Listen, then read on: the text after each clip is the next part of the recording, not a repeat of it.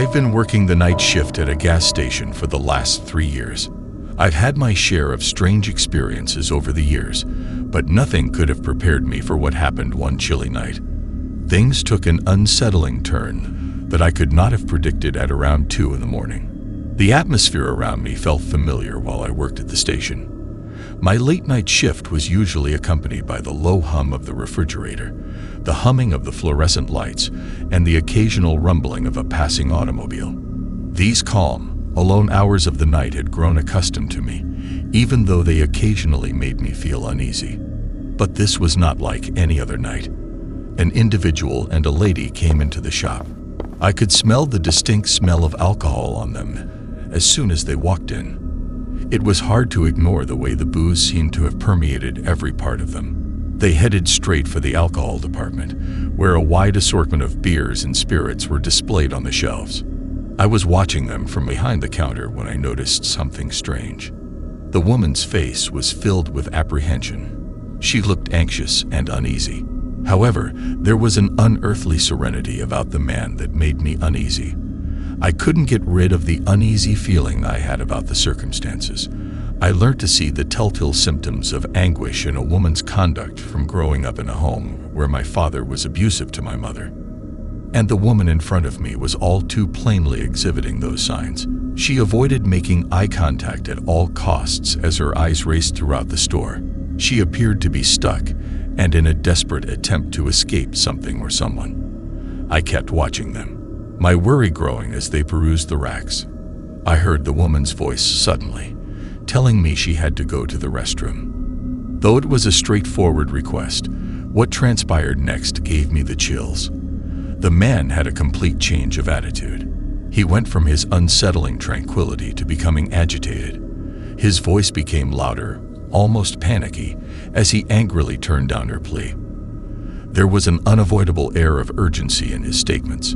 I felt conflicted.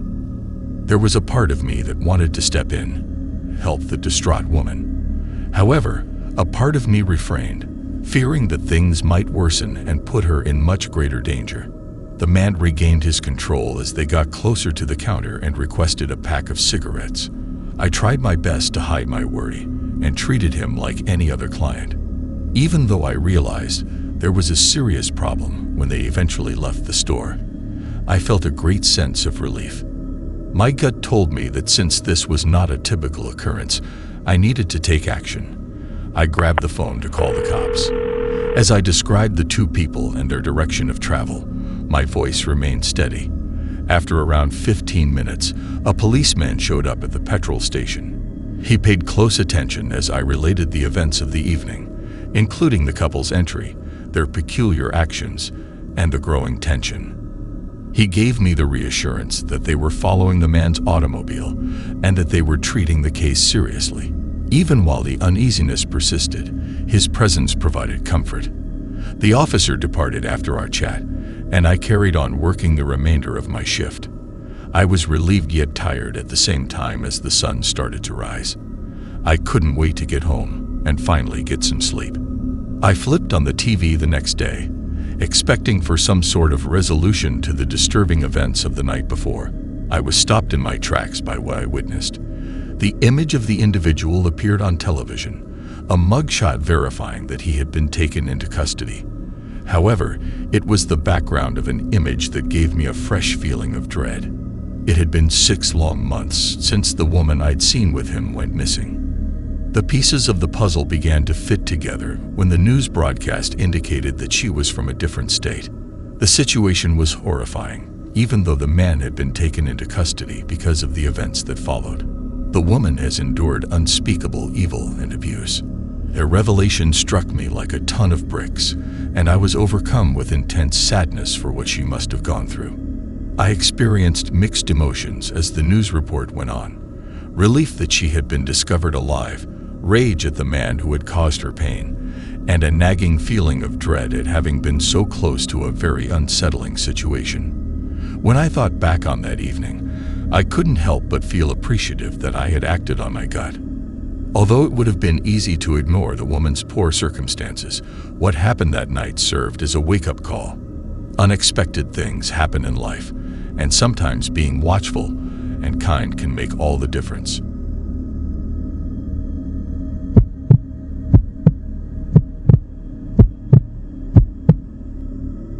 Last year, I was just 20 years old and working the night shift at a gas station. My name is Emily, and for that reason, I gave up. I'm still afraid of the words on that note. It was just another Sunday night, nothing unusual about it. It was almost midnight, and the haze outside gave the whole scene an unsettling appearance. You know, there weren't many customers at the gas station back then, and it was typically as silent as a library. In an attempt to stay awake, I kept myself busy by browsing through TikTok on my phone. The door creaks open then, as if from nowhere. This guy steps in. Although he appeared normal, there was something about his gaze that made me shiver. He looked at some chips and walked about the store, but he made no purchases. Things start to feel strange when he saunters up to the counter. He requests to use the restroom. That wouldn't ordinarily be a big deal, but there's just something not quite right about him. He turns to face the left when I tell him that's where it is. Thinking it's simply another late-night pit stop, I return to my phone. However, the clock is running out, and this person isn't coming out. After 10 minutes, I'm beginning to feel uncomfortable. What on earth is he doing in there? I ask, is everything all right? Not a response. With my heart pounding, I go to the restroom to see how he's doing. Outside, the wind is roaring, and all I can think is, something's changing this evening. I yelled out once more, but nobody answered. I'm at a loss for what to do back at the counter. Then there's this sound, a thud coming from outside, and footsteps immediately afterwards. I'm terrified now. However, I convince myself that it's only an animal or the wind. This guy is still in the restroom as the minutes tick by. I'm caught between fearing for my safety and worried about his. When I turn to look for the key, I'm almost ready to grab it and open the door. There in the small window is his face. When I scream, he just stands there, beaming his terrible smile. Those unsettling eyes were on me. I slide down behind the counter and press the door lock button. My heart is racing so quickly that breathing is difficult.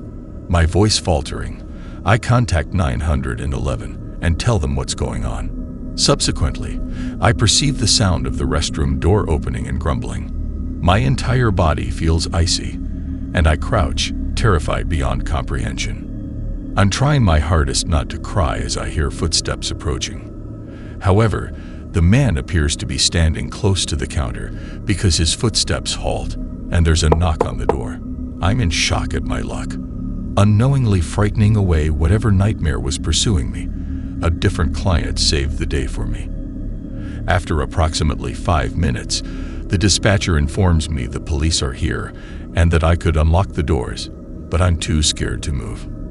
I complete it as quickly as I can, feeling a wave of relief flood over me. The police search the area, me and every crevice, but they come up empty-handed. The man must have entered and exited through the bathroom window. A brief letter with the words, "See you soon," was discovered on the floor when the police rechecked the bedroom. I'm not sure what this dude was up to, but it felt like a stone was placed in my gut. I accept the police's offer of a ride home without hesitation. I'm over that location. They pledged to search for the individual as hard as they could. I know in my heart, though, that there is only so much they can do. I left that job the next day. I never went back inside the gas station. Regarding the man, well, he just kind of disappeared. I'll never get over the gut feeling I had after the entire affair. A persistent reminder that, on sometimes, the real world can be even scary than ghost stories.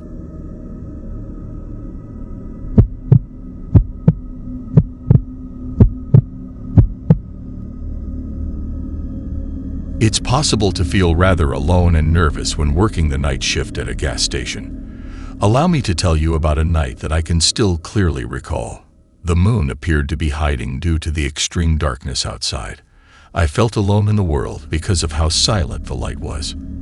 I merely made an effort to be occupied and passed the time till my shift, was over without experiencing any unusual events. The only things in the area were the dazzling lights overhead, and the hours felt endless. I filled the shelves, wiped down the countertops, and looked over the surveillance cameras. Anything to distract me from the strange feeling that is beginning to seep in. However, something unexpected happened out of the blue. 2 people entered the gas station at midnight. They moved erratically and had an untidy appearance. It was unsettling for me to even look at them. Things didn't feel right. These 2 were obviously not in their usual states. They appeared as though they had overindulged in booze or taken something potent. Their speech was difficult to comprehend, and they walked unevenly. My heart began to accelerate as soon as they entered the soda section. The tension seemed to be increasing as their shouts grew louder and louder. Silently, I listened to their conversation. They sounded as though they were having a disagreement. Things were obviously getting out of control, which is why I began to feel nervous. They gave off the impression that they might act erratically at any moment. Though I knew I needed to exercise caution, I couldn't get rid of the uneasy sense that something negative was about to occur. The air was getting heavier and heavier, like there was going to be a storm. I had the impression that nothing could stop the horrible thing from happening, and I was just waiting for it to happen. Suddenly, one of the guys got up and approached the counter where I was standing, ending their argument. The closer he got, the faster my heart raced. His eyes were a deep scarlet as he gazed at me. He requested for cigarettes, and I did my best to remain cool, even though I was afraid inside. After the other guy vanished, the room became silent.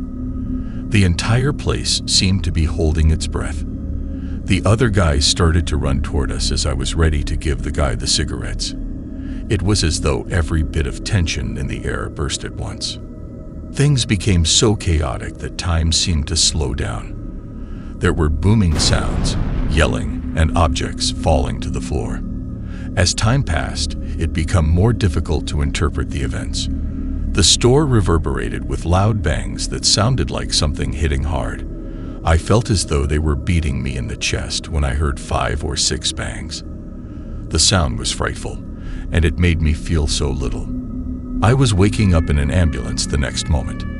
I was terribly puzzled, and my head felt so bad. I could hear people, and the lights were brilliant, but it took me some time to figure out what was going on. I gradually began to comprehend what had transpired. I had been shot once in the chest and had gone unconscious. The cigarette vendor had suffered severe injuries. He was hit by bullets and did not survive. It was difficult to accept that such a thing could occur so quickly. I'll never forget that evening. I think about that memory a lot since it's one that has stuck with me. It serves as a reminder that danger can strike at any time and alter everything. Although I wish I could have stopped it, what happened cannot be undone. Looking back, I wish my experience could teach others anything. I hope they take caution in their own lives and stay out of harm's way. Because life is fleeting, we must make wise decisions to keep ourselves safe.